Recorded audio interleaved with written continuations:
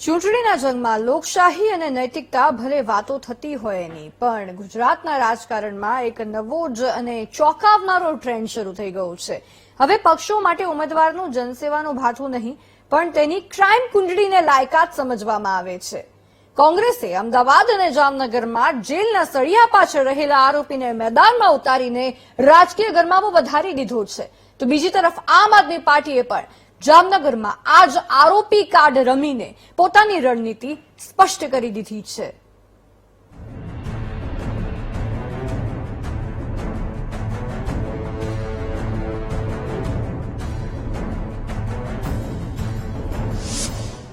શું હવે ગુનાખોરી ઉમેદવારની લાયકાત? જેલમાંથી સીધા ચૂંટણીના મેદાનમાં, આ કેવી રાજનીતિ?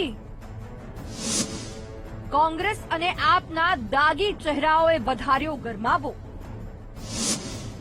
જામનગર અને અમદાવાદમાં આરોપી ઉમેદવારોની એન્ટ્રી. ગુજરાતની રાજનીતિમાં જ્યારે પક્ષો નૈતિકતાની મોટી મોટી વાતો કરતા હોય, ત્યારે જામનગરથી અમદાવાદ સુધીના ચૂંટણી મેદાનમાં જે રીતે આરોપીને ઉમેદવારો બનાવાયા છે, તે લોકશાહી માટે ચિંતાની ઘંટડી છે. કોંગ્રેસ હોય કે આમ આદમી પાર્ટી, બંનેએ જનતાના વિશ્વાસ કરતા ગુનાહિત ઇતિહાસ ધરાવતા ચહેરાઓ પર ભરોસો મૂક્યો છે. જમીન કૌભાંડ જેવા ગંભીર આરોપો હેઠળ જેલના સળિયા ગણતા કે પોલીસ જાપ્તામાં રહીને ઉમેદવારી ફોર્મ ભરતા નેતાઓને જોઈને એ સવાલ થવો જોઈએ કે શું હવે રાજકીય પક્ષો માટે જનસેવાનો માર્ગ ગુનાખોરીના રસ્તા પરથી પસાર થાય છે? અમદાવાદમાં વિવાદિત ચહેરાએ કોંગ્રેસના નામે દાવ ખેલ્યો. પૂર્વ કોર્પોરેટર તસ્લીમ તિરમીજી, જેની ખેડા એસઓજી દ્વારા જમીન કૌભાંડના કેસમાં ધરપકડ કરવામાં આવી છે, તે પોલીસ જાપ્તા હેઠળ ઉમેદવારી ફોર્મ ભરવા પહોંચતા અનેક સવાલો ઉભા થયા. કોર્ટે તેમને માત્ર 2 દિવસના રિમાન્ડ મંજૂર કર્યા હોવા છતાં તેઓ ફોર્મ ભરી ગયા. ફોર્મ ભરતા સમયે તસ્લીમ તિરમીજીએ દાવો કર્યો કે ધારાસભ્યએ તેમની સાથે ખેલ કર્યો છે, પણ જો હું જીતીને બહાર આવ્યો તો ધારાસભ્યને છોડવાનો નથી.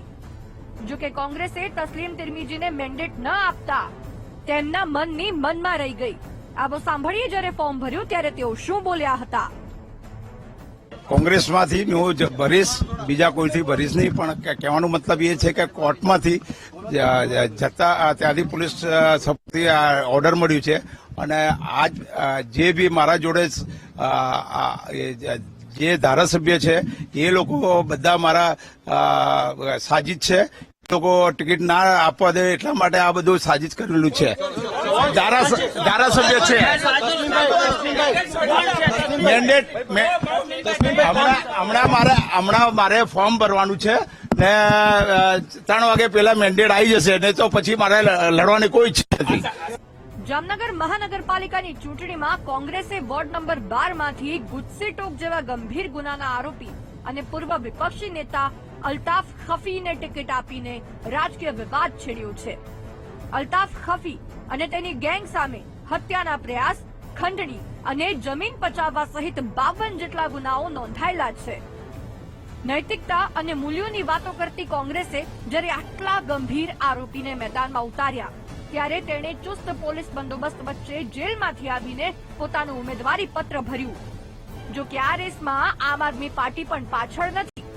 જામનગર વોર્ડ નંબર 12માં આમ આદમી પાર્ટીએ પૂર્વ વિપક્ષી નેતા અને ગુજસી ટોકના આરોપી અસલમ ખિલજીને ઉમેદવાર બનાવ્યા, જેઓ 7 દિવસના પોલીસ રિમાન્ડમાં હોવા છતાં કોર્ટની મંજૂરી મેળવી પોલીસના ચુસ્ત બંદોબસ્ત વચ્ચે કલેક્ટર કચેરીએ ફોર્મ ભરવા પહોંચ્યા હતા.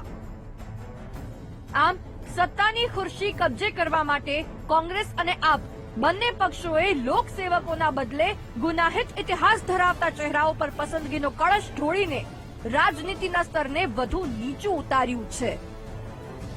લોકશાહીના પર્વમાં જ્યારે જનતા નૈતિકતાની અપેક્ષા રાખતી હોય, ત્યારે રાજકીય પક્ષોના ભ્રષ્ટાચાર અને જમીન કૌભાંડ જેવા ગંભીર આરોપોનો સામનો કરી રહેલા આરોપીઓને જનપ્રતિનિધિ બનાવવાના પ્રયાસો મતદારો માટે ચિંતાનો વિષય બન્યા છે.